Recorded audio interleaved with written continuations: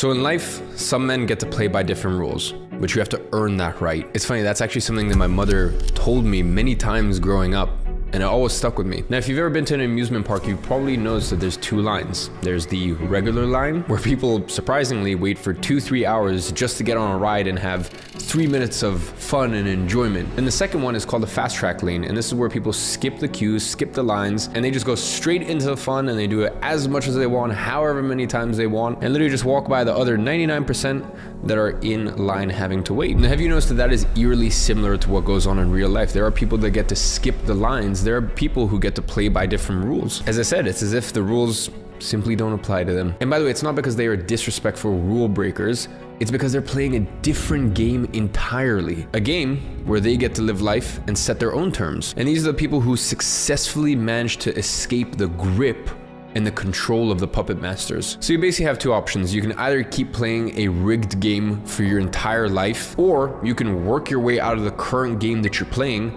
and start playing a new game altogether. And just as my very forward Russian mother told me growing up, some men get to play by different rules, but you have to earn that right. So in today's video, I'm gonna show you the 5 traits of the top 1% of men who have earned that right. Once you acquire those traits, you too will be able to live life on your own terms. Now, the first trait is they soak up knowledge from ones that have walked the road that they want to walk. This is probably one of the most misunderstood and overlooked skills for those that want to become a new Renaissance man. I mean, look, for you to ascend the ranks and get into the upper echelon of life, it seems pretty obvious that you're gonna need to know something that the other 99% don't. That's a fact, and there's no other way around it. So if you want to become a top 1% man, you need to acquire knowledge that the others simply don't have. You need to develop your mind in the exact same way that you would develop your body in the gym. And I will say, there's a big misunderstanding when it comes to acquiring knowledge, because not all knowledge is created equally. Now, there's a big misunderstanding when it comes to acquiring knowledge, because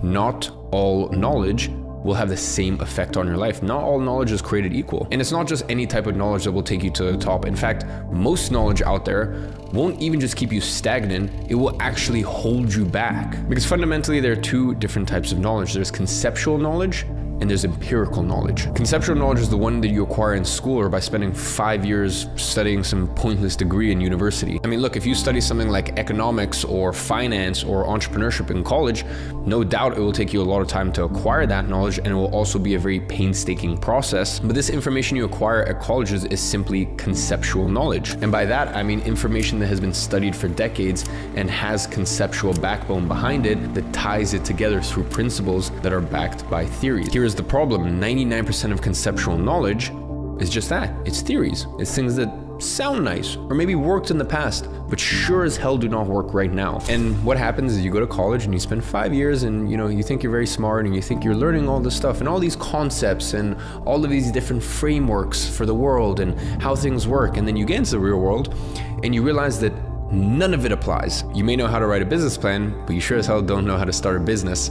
You may know product market fit, but you don't actually know how to create a product that the market actually wants. And that is always what happens when you learn conceptual knowledge, especially if you look at university professors, by people that have never, ever actually done it themselves. So when I say that you need to acquire knowledge that you don't currently possess, I am not talking about conceptual knowledge here, because at the end of the day, you would not be able to apply it in the real life. So you're going to get no further than other people. And at the end of the day, just because you can do something doesn't mean you should. Just because you can get a university degree doesn't mean that you should or it's worth it at all. So what you need is empirical knowledge. Now, what actually fueled the Renaissance? What were the ingredients in that explosive development of that era? Well, it was the deep admiration those great men had for the even greater men that came before them. The Greeks, the Romans, the Arabs, the Byzantines. The Renaissance men studied deeply the achievements, the accomplishments, the worldview, the philosophies of all of these great civilizations. Basically, they looked back at some of the most successful people in history to date, and they reverse engineered their processes so that way they could build a roadmap for the future. And by doing that, the Renaissance men were able to embrace such knowledge and apply it to their life. That, my friends, is empirical knowledge. Empirical knowledge is going out in the real world, having things happen, getting reference experiences, and from there learning, rather than building theories and concepts and then maybe potentially testing them. The most successful people I know to date have a lot of empirical knowledge. That is knowledge that they acquired by going out there, trying things, building these feedback loops, getting these references, and moving from there. Have you ever seen those videos on YouTube where people go around asking millionaires what the best advice for 18-year-olds who are just getting started with their careers? And you'll notice that their answers are always sort of along the lines of put your head down and work a lot, or try a lot of things, or a lot of times they even say don't go to college, just get a job instead. What these people are really trying to say is acquire empirical knowledge, because they know that's what makes someone successful. They know the most successful people are the ones that gather empirical knowledge rather than sitting down and listening to a 67-year-old, teach you how to create a business plan when he's barely even stepped foot outside of the college campus. So from now on, I always want you to remember, if you are learning things that are conceptual and they're concepts and they're theories and they're not actually practically tested in the real world, and by that I mean battle tested in real world conditions. I'm not talking about, we did a survey and we did a group study and we found that. I'm talking, no, the shit has been battle tested by someone, and that is how it was formed. You need to learn from sources like that, because at the end of the day, conceptual knowledge at best, it's just mental masturbation. And that's the best case scenario. The worst case scenario is you are being dragged in a totally different and wrong direction. And the Renaissance men already knew this back in the 14th century. That's why they didn't spend much time in classes. Here is how they approached learning instead, and I suggest that you do the same. They would send researchers to travel throughout Europe, scouting monasteries, courts, and libraries for lost or often overlooked texts from kings, architects, inventors, and philosophers from the Roman Empire, the Greeks, the Arabs, the Byzantines, and the Indians. Then they would deeply research these findings and implement it into their own worldview. And that's how they went from having very rudimentary, simple art to having 5-meter long perfect statues. Characteristics which were unknown during the Middle Ages and to this day have still created some of the most beautiful works of art ever. That's why after centuries of oblivion, long forgotten engineering techniques were suddenly rediscovered and triggered a new wave of innovation that was pushed forward by those Renaissance men. Basically, what they were doing was actually quite simple. They would find successful people who possessed a lot of empirical knowledge and would study the shit out of them so that way they could acquire the same knowledge and apply it in their work. And that, my friend, is exactly what I recommend you do. Find someone who is successful and who you aspire to be like, and study their stuff from top to bottom. Try to find out how they do things, how they structure their business, how they structure their work, how they think about the world, and what are their methods. And then go ahead and apply what you learned in your own life and your own career. And look, gentlemen, that is the only way to be successful, is find someone who has done what you aspire to in life and emulate that. And even better, if they have laid out a game plan, follow it to a T, step by step. And look, that is the formula for success. It's been like that since the 14th century and the Renaissance. So simply apply it. And the second trait you need in order to become a top 1% man who gets to play by his own rules is community. And it's really one of those traits that most people don't give enough attention to, and quite frankly, why a lot of people fail at their endeavors. Have you ever noticed that whenever very important and influential people who really change the course of the world pop up, they don't ever pop up in isolation? There's a few different people who kind of pop up at the same time. As in, it's never really just one scientist or one philosopher that carries an era. Whenever the world experiences an era of fast development, there's always a bunch of people creating and discovering a bunch of different things at the same time. Just like the Renaissance, there wasn't one sole person that was responsible for the Renaissance. There was Leonardo da Vinci, there was Michelangelo, there was Copernicus, there was Galileo. The list really goes on. And you also notice that there's hubs, there's little places that these people will congregate, and from that magic would happen. Just like today, the most famous movies all come from Hollywood and the most successful apps all come from Silicon Valley. And back in the Renaissance, majority of the inventions and famous work of art came from Florence. And that's because men have a community nature. We like to congregate and we like to gather in groups and really feed off of each other's energy. The sum of what a group of men can achieve together is far greater than these men acting individually on their own. And I'm sure you've heard the term that you are the sum of the 5 people you spend the most time with, and that's not necessarily just because you guys share the same worldview. It's actually for a different reason. And that is, as humans, we never operate at our maximum capacity. We can do it for a few days, maybe even a few weeks, but we are not built to operate at 100%. So here is what happens. Over the long term, we start to operate at our minimum hygiene standard. You see, there's a threshold within you of what you consider to be your max performance and your minimum hygiene standards. And no matter how hard you work, you will always default back to your minimum hygiene standards. But there's a twisted secret here. Our minimum hygiene standards are not fixed. They are adaptable. And more importantly, the hygiene standards of yourself has a lot to do with the minimum hygiene standard of the people around you. That means that when you surround yourself with people who have high hygiene standards, yours will automatically get pulled up as well. I mean, just think about it. Let's say you've been slacking with hitting the gym lately and haven't really been up to putting too much effort into the side hustle or business you want to start. Now, imagine you move into a house with 10 people who all go to the gym first thing in the morning, every single day, training as hard as it gets. Then when they get back home, they work for 8 hours straight on their business nonstop. I can guarantee you that within a matter of time, you're going to be hitting the gym every single day and also doing 8-hour work days inside of your business. And gentlemen, there are 2 reasons for that. And the first reason is that it is going to be a lot easier in order to complete these tasks when you have the people in your corner who are inspiring you and pushing you forward. Now that's the shallow, I guess, more positive reason. But I'd say the bigger reason is, men, we have egos, we have pride. And as men, we are very aware of sort of our structure within a group. And that group could be a group of 3 people, it could be a group of 300 people, it could be a group of 3 billion men on earth. We're very sort of aware of where we fit in. So when you put yourself in a container of, let's say, 5 men or 10 men, or, let's say even a couple hundred men, or even maybe a couple thousand, and you see everyone else kicking ass, waking up, doing what they know they should do, and you are the only one who is slacking, I'm telling you, pain, and more importantly, what you're gonna feel is shame. And on the scale of emotion, shame is one of the worst things that a human could ever feel. When you have a group of individuals around you, like-minded individuals, and they are all crushing it, and you know you're not, that, my friend, lights a fire under you. So when you have a good community, you're almost taking discipline out of the equation. Because as I said, men are very aware of where they fit in, and we don't like our ego to be bruised. We don't want to feel ashamed. We don't want to be the only person who's not doing what they know they should be doing. Quite frankly, we don't want to be a pussy. So look, don't get me wrong, discipline is very, very important, but I would say discipline is far more difficult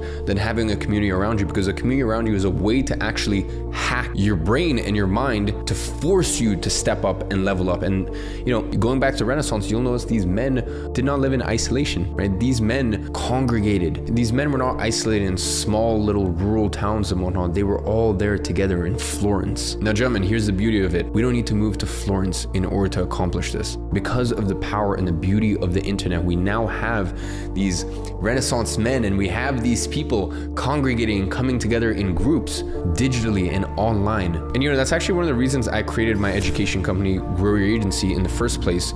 For those of you guys, I'm sure most of you guys are familiar, but for those of you that don't know, I started my first sort of proper business at the age of 16, and within a few years, it became a multi-million-dollar a year business. And look, the business was very unsexy, it wasn't glamorous. I had an online boutique marketing agency, but let me tell you, it paid the bills, that's for sure. And I was starting to get to a point where I was feeling very uninspired and quite frankly, very lonely. So that's why back in 2018, I started the education company. So that way I had other agency owners I could connect with and I can talk with, and I could share how I managed to scale my agency up to that point, but then we could all share wins with each other as well. And I'll say that was one of the best decisions that I ever made in my career, specifically for my discipline, for my motivation, for that feeling, that fire and that hunger. Because let me tell you something, it's very difficult to, be a part of our community every single day and see 5 people, 10 people, 15 people signing clients every single day and think, oh yeah, I'm gonna take it easy today. People adding $2K, $5K, $10K, $20,000 a month to their bottom line agency profit. And most importantly, seeing people's journey, right? The same people that 2 months posted, hey, I just set up my G Suite account, or I'm nervous, I'm having my first meeting today with a prospective client. And seeing them 4 months later hitting 15K, 20K months. It's very hard to be part of a community like that and not get motivated. So gentlemen, if you want to become a top 1% man, if you want to become the new Renaissance man, that is a trait that you need to embody, which is a winning community in your corner. The next trait of the new Renaissance man, and I kind of mentioned this in the last episode, I mentioned the new Renaissance man needs financial freedom, location freedom, and time freedom. I mean, look, when it comes to financial freedom, there are countless careers that could technically provide that for you. I mean, if you were to judge by this criteria only, being a lawyer, a doctor, an engineer, a developer, even an actor or an athlete would be a valid option. But the problem is when we get to the second criteria, which is location freedom. You see, even though all of these are highly prestigious careers, they all lead to the same path, which is modern day slavery. I don't think you understand. When you watch football games or Formula One or whatever it is, you need to understand that these are well-paid slaves. Yes, they may be well-paid. Yes, they might make, millions of dollars a year. But at the end of the day, someone still tells them, and really get this through your head, someone tells them where and when to be somewhere. At the end of the day, they still have a boss. They still have someone that tells them, be here at this time. They cannot just wake up one morning and go, you know what? The weather's been just a bit shit recently, so I'm booking a flight for tonight and I'm getting the hell out of here. With all of their millions, with all of their money, they're still well-paid slaves. I need you to let that sink in, because as I said, it's not just about who makes the most money. It's about who has location freedom and time freedom as well. And when it comes to location freedom, it is increasingly important. As I said, we all know what happened in the last 2 years, the last 3 years. You know, we all know it's gone to a stage where they tell you whether you're allowed to see your mother or your grandma, or at what time there's curfews for all of these ridiculous, tyrannical BS reasons. And it's just a start, ladies and gentlemen.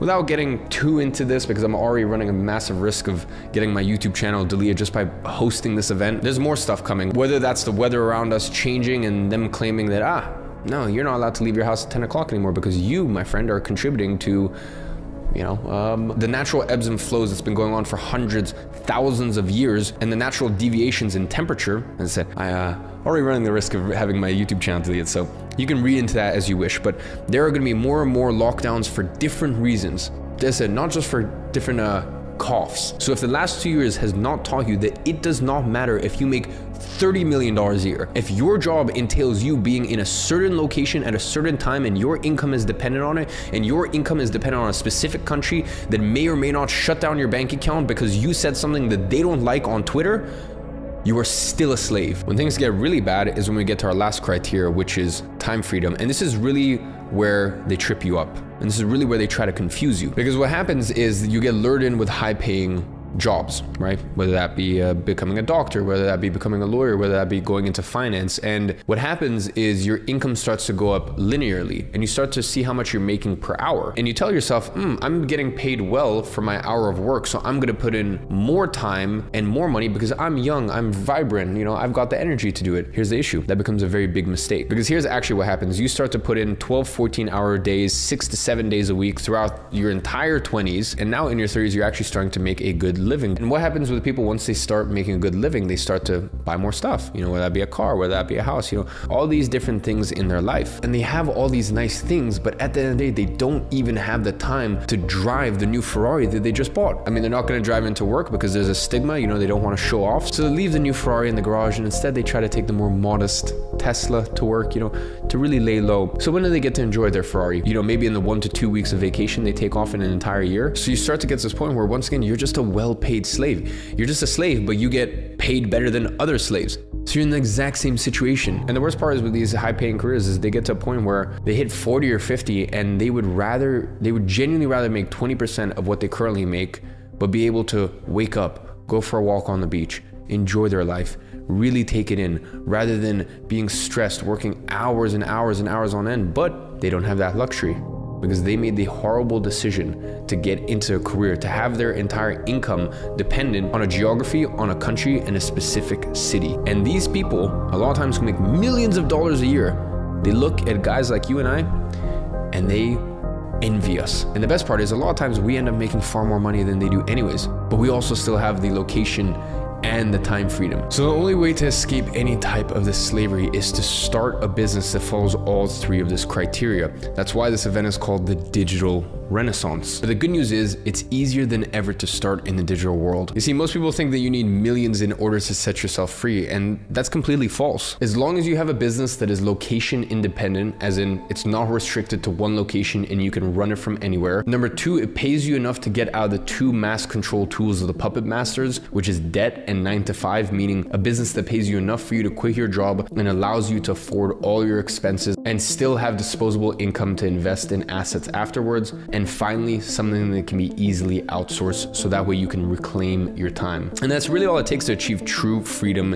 in 2022. It's really just as simple as that. And there's an important point to be made, which is, you'll notice I said this trade is business, not a job. Because as I said, a job cannot afford you the 3 freedoms that you need to have. And also, it can't be investments. Don't think that you're just gonna invest, throw $1,000 into a shit coin and then it's gonna be worth $7 million. Okay, cool. Let's say it does become $7 million.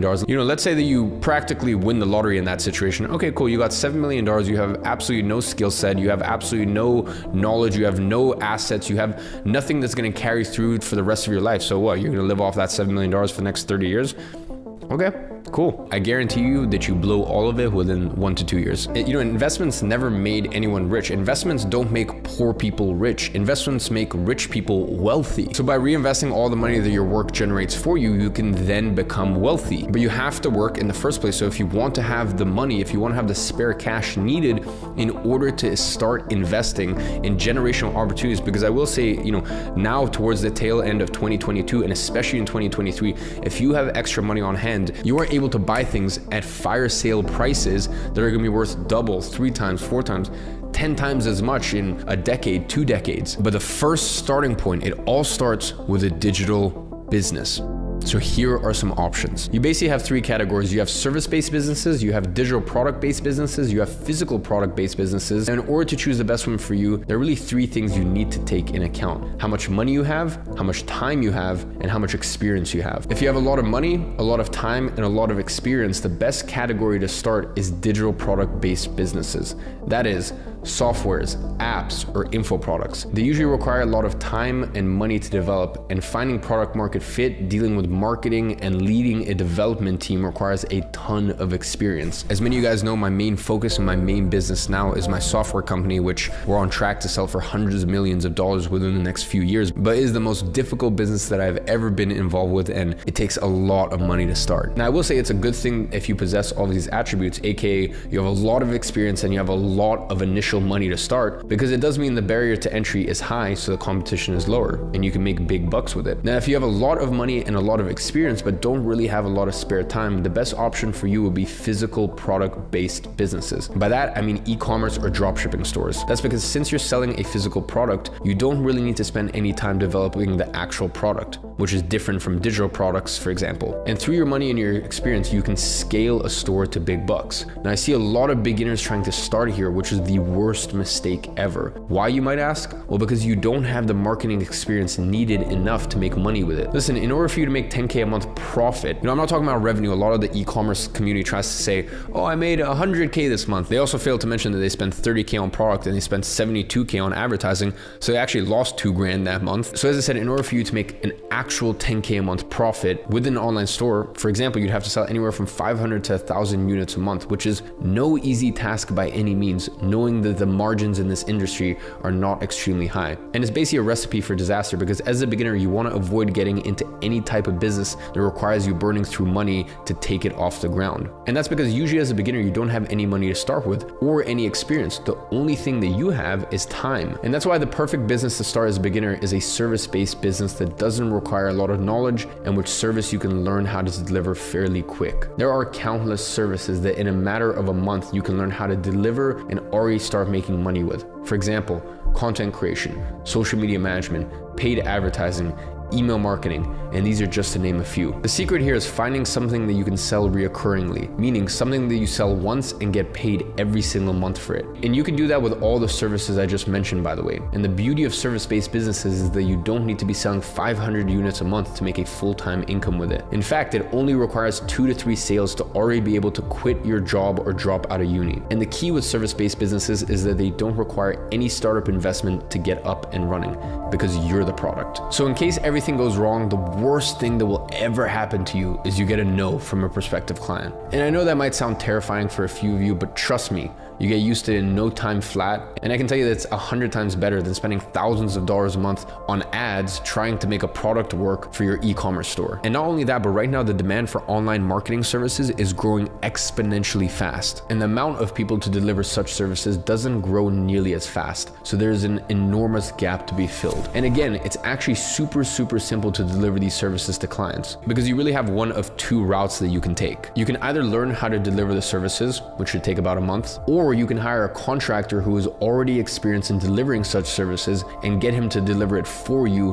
while still keeping 70 to 80% of the profit. Now, inside of Agency Navigator, I explain how to do that in detail. And the real beauty is the way that we set up the agreements with contractors inside Agency Navigator is that they only get paid at the end of each month, while the client pays you upfront. Because think about it, it's very normal when you're working with an agency, you pay them upfront for the month. And then obviously, and by the way, I'm talking about a massive agencies that are making tens of millions of dollars a year. As a client, you pay the invoice upfront, And then obviously the agency, well, they have employees and their employees get paid at the end of the month. So when you run an online lean boutique marketing agency, like I teach people to do, the exact same philosophy applies when you use a contractor. So what that means is that you don't even have to pay money to outsource the services because you will never have to pay them out of pocket, which means there is literally no risk on your end whatsoever. And this, my friend, is what I call contractor arbitrage. And in my opinion, there's no better way to get started in the digital space than this. Starting an agency is the only option that doesn't require money to get started, and it's actually realistic to go from zero to a full-time income within 1 to 3 months of work. That means that if you start working on it today and put the necessary effort day in and day out, within 3 months, you'll enjoy the 3 forms of freedom of the new Renaissance men: financial freedom, location freedom, and time freedom. I mean, seriously think about the fact that in 3 months, you could be enjoying more freedom than the footballers, the basketballers, the lawyers, the whatever it is. You could be living the life that they wish, because as I said, there is someone out there that tells them, you have to wake up at this time, you have to be here at this place. Yeah, they get paid $7 million a year, but at the end of the day, they still have to listen to someone. And in 3 months, you don't have a boss. You wake up whenever you want. Now, gentlemen, the 4th trait of a top 1% man is accountability. And this might be like a cold bucket of water for some of you. Because the fact of the matter is, majority of people do not like being held accountable. And if you fall under that category in that camp, I have very unfortunate news for you, which is you will never, ever make something of your life. And if you do get lucky and manage to, you will become your worst enemy and you will destroy your own empire. You need to understand that you are 100% accountable for the situation that you are in. And the sooner that you realize that, the sooner you will start to see a real growth in your life. And that is exactly what happened during the Renaissance period. And you might be wondering, what does accountability have to do with the Renaissance period? Well, let me explain it to you. Back in the Renaissance, one single family was responsible for funding the entire Renaissance efforts for 30 years. They are called the Medici family, and they are the reason why the Renaissance efforts were so impactful. The Medici family were patrons for some of the biggest Renaissance men, such as Leonardo da Vinci and Michelangelo. But they weren't simply funding their projects and expecting these men to come up with groundbreaking works of art and inventions. They were very specific with the vision they had, and the job of the artist was to execute on his vision. And most importantly, they were held accountable to big objectives that each one of their projects was meant to accomplish. In fact, Michelangelo himself lived with the Medici family for 5 entire years, dining at their table and having daily discussions about the progress of his projects and the grand goal behind them. And those discussions served to hold Michelangelo accountable for the progress. And the reason the Renaissance was so impactful was because the Renaissance men had clear objectives they needed to execute on, but then they were also held accountable to it. And this, once again, is one of the big challenges of trying to become a top 1% man alone. Because quite simply, you will not have anyone to hold you accountable to the things you know you should be doing. And it's for that reason inside of Agency Navigator, which is my flagship program, the one that has 5,000 students that helps people go from 0 to 10K a month with their agency. We decided earlier this year that giving people a step-by-step plan and objective wasn't enough. They needed one-on-one accountability. Because the fact is that these days people have no one to actually hold them accountable on executing the plan that they have laid out. So in order to mitigate this, we put together a full team of student success concierge at Great Agency. And their job is basically to provide one-on-one accountability for every single one of our students and ensure that they execute on the program. And after a few months of closely working together with over 3,000 students, the results were mind-blowing, but at the same time, rather concerning. It's very easy to tell the students that had incredible life-changing success compared to the ones that just kind of got by. The ones that did achieve success and went on to make tens of thousands of dollars did a simple thing. They executed on what the program told them to execute, which is actually very simple, but they set up the tools as we told them to. Then they reached out to potential clients using the strategies that we taught them. Then they jumped on Zoom calls with potential clients and said the things we told them to say, and as a result, they signed paying clients. And then they just delivered the services exactly the same way that we taught them, and they repeated this process over and over. Basically, they simply put the work in consistently, doing exactly what is laid out in the program. Simple, right? Now, the ones that only achieved a mediocre level of success all had common traits. They did put a lot of effort in, but they executed on all the wrong things and found excuses to not do the things that we told them to. You see, these two groups of people had access to the exact same training. They both know exactly what they needed to do. You see, the group that didn't manage to accomplish the resounding success, it's because they didn't have the self-accountability in order to execute. And that, gentlemen, leads us directly to the last trait, of the top 1% man. Now, last trait is self-improvement, and this is a slightly difficult one to cover because there's so much depth, there's so much nuance to it that it's very difficult to cover properly. And the other thing I will say is I've been kind of in the self-improvement. I've been doing self-improvement for almost 10 years now, ever since I was 14, reading a book a week. And sometimes I'll say I feel almost a little disconnected because right now all of my habits are so different to what actually got me to this position in the first place, because what gets you from one place to other won't get you from there to your next destination. And I'm also aware I have sort of a radically different approach to most people when it comes to self-improvement and self-help. So what I've decided to do, instead of covering this myself, is bring on one of my personal friends and also the leading expert when it comes to self-improvement for men in the modern era. You've probably heard about him before, but I've been saying during this event that there is a new era of men arising in the modern world, the new Renaissance man. Men instilled with self-confidence who were forged through hard work and stepped up to become the pioneers of a new era. Men who have worked their way to the top and achieved financial, location, and time freedom. And if I think there's one person who embodies such principles and has inspired millions and millions of other men to do the same thing, it is one of my dear friends, Hamza. I'm very honored that I can use my relationships and my connections and friendships to bring in incredible guest speakers like this. He truly is a man of substance. So with no further ado, I welcome Hamza. Jeffrey wants one thing more than anything else. He wants to make online income so that he can be free. He hates his job. He wants to be an entrepreneur. He's gonna start a business. But then he just keeps procrastinating. He doesn't do the work that he's supposed to do. And when he does finally sit down to do the work, he just doesn't get that much done. Adonis. Adonis is a world-famous entrepreneur, for he has figured out how to be productive. Wasting no time, he whizzes ahead in his daily tasks. Check, check, check, check. Everything he wanted complete every single day. For Adonis has the ultimate productivity system. Answer this question with total honesty. Where is your phone when you sit down to do work? How far away from you is it? And is your phone screen facing upwards or down? This may seem insignificant, but these small things really change how productive you can be. I remember being quite insulting to my best friend Sam. Me and him were sat together doing work and his phone went off. It made a noise like, he's got an Android, so it a fucking Android, bro. His phone went off and I remember being quite disrespectful. I said to him, bro, I actually lose respect for you every time your phone goes off. And he was like, wait, what? I told him something that's gonna make me seem like an asshole, but I said, bro, if your phone isn't on silent, if it's on loud whilst you're doing work, it's no wonder that you're not very successful. It's no wonder that you're not making as much money as you want.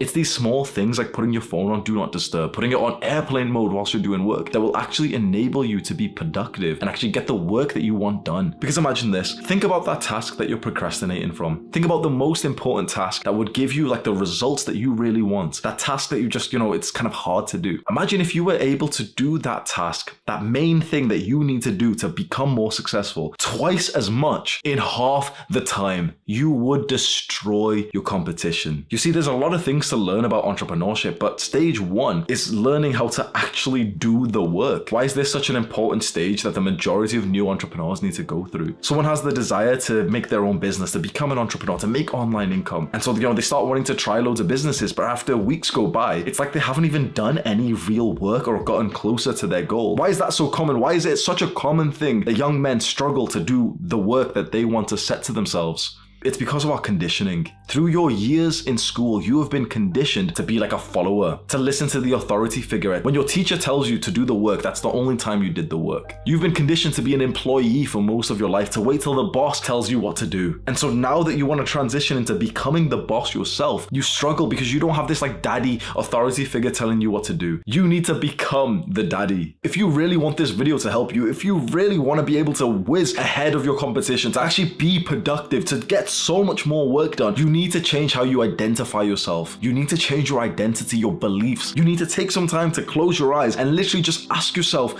who do I think I am? Spend some time visualizing yourself as the boss, as the entrepreneur who can do work when he wants to, who has this discipline to go and do the work that he needs to do. Because right now you're waiting for permission. You're waiting for daddy to tell you to do your homework. You're waiting for the teacher to tell you to sit down and start working. They're not coming to save you. Entrepreneurship is a very lonely journey up until you become the boss and employ your own staff, but that's going to come in the future. For a while, it's like you're a one-man army.